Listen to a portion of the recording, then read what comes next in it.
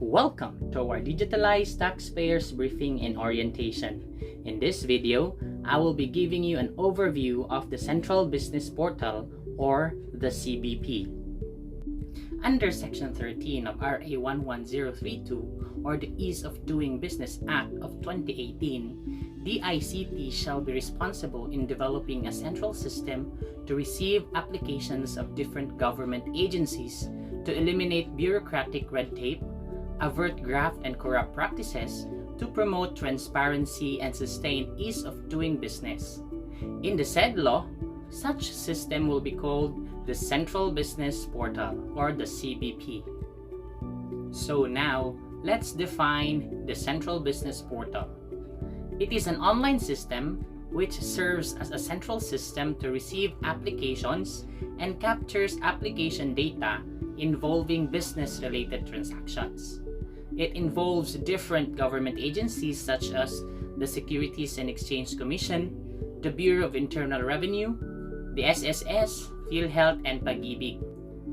It is a platform that will promote the use of electronic payment systems for the said agencies. Simply said, CBP is an online system to register with SEC, BIR, PhilHealth, SSS, and Pag-ibig. The CBP will be implemented in phases. The current phase involves the different government agencies in development or implementation of the CBP, such as this one.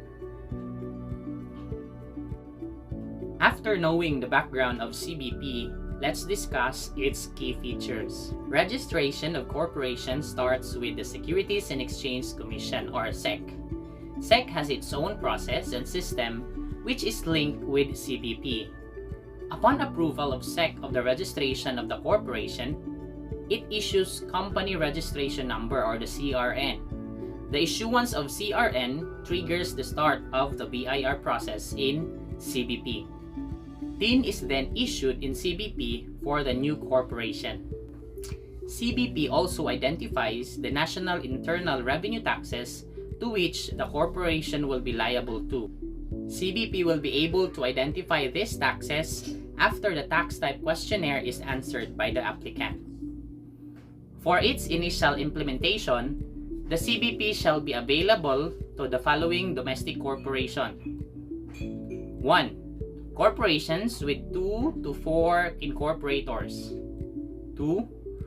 Regular corporations whose incorporators are juridical entities and or the capital structure is not covered by the 25% rule. And the third one is one-person corporation. In the succeeding phases, all registering corporations to SEC shall be required to use CBP. So let's discuss the step-by-step procedures during the business registration in CBP. Note that step 1 to 7 involves with the SEC process. So for step 1, you need to create and save your account details. Step 2, you register a corporation. Step 3, you need to fill out and submit application form. The SEC processors will then evaluate the application. Step 4, you can view the application details and status. Step 5, you pay the corresponding fees and submit the documentary requirements. SEC then sends the approved status and also sends the e-copy of the CRN. Step 7, you can receive the approved status and certificate of incorporation. Once the CRN is generated in CBP, meaning the registration of the corporation has been approved by SEC, in step 7, the BIR process starts. Step 8, you answer the tax type questionnaire, fill out the contact information, and trade name fields. Step 9, you can select BIR payment method, either manual or electronic. At the end of the day, CBP will forward a report to BIR containing the registration and payment details, if any, of the taxpayer who used CBP that day. This information will be uploaded by the Systems Development Division to ITS and eventually to IRIS. Now, let's have a look and feel of the CBP. This is the homepage of the CBP. applicants or taxpayers have to sign up for an account to log in the system. BIR does not have access to CBP. We are just the recipient of the report at the end of the day. Once logged in the system, the applicant will be able to see the status of its application through the dashboard page. The authorized representative of the taxpayer can view the status of application. The screen shows that the application has already been approved by SEC and needs to complete the BIR requirements. The user will click the Go to BIR requirements and he will be redirected to BIR portion of the CBP. These are the questions about the taxpayer's business operations which the taxpayer have to answer by just clicking the radio button. The answer to the questions will determine the taxes to which the corporation will be liable to, so it is important that the applicant fill it up correctly. After completing all the questions, a summary of tax types as shown on the screen will be displayed to the taxpayer. Once saved, it cannot be changed. The taxpayer needs to go to the BIR office to update if there will be changes to the tax types. Next portion is the trade name page where the user needs to input the PSIC and the line of business for the particular trade name he registered with SEC. There is a drop-down or list of values of PSIC which the taxpayer can choose from. The PSIC loaded in CBP is the 2009 version of PSIC.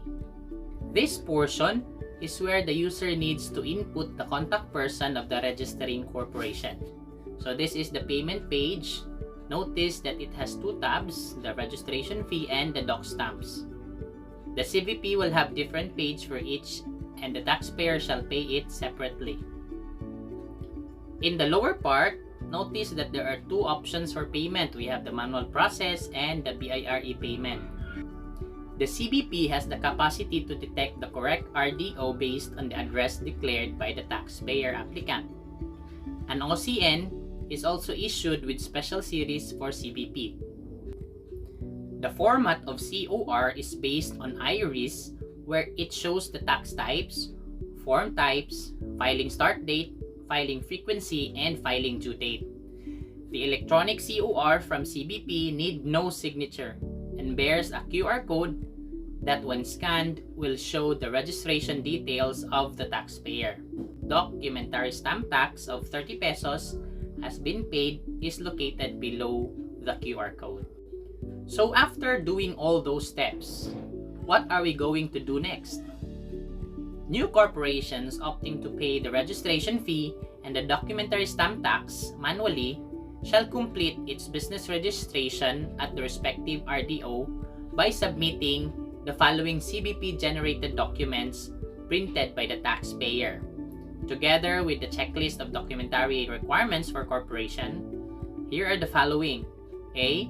The CBP Unified Application Form, the Accomplished Tax Questionnaire, and the pre-filled BIR form number 0605 or the payment form. For corporations who secure the BIR electronic certificate of registration through CBP, they may proceed to the RDO indicated in the electronic COR. They may buy the BIR printed receipts or invoices in order to start its business operation. Otherwise, they may apply for authority to print its own receipts or invoices to be printed by the BIR accredited printers. Isn't it exciting that we have already this central business portal? Watch out for more details. That would be all, and thank you for watching.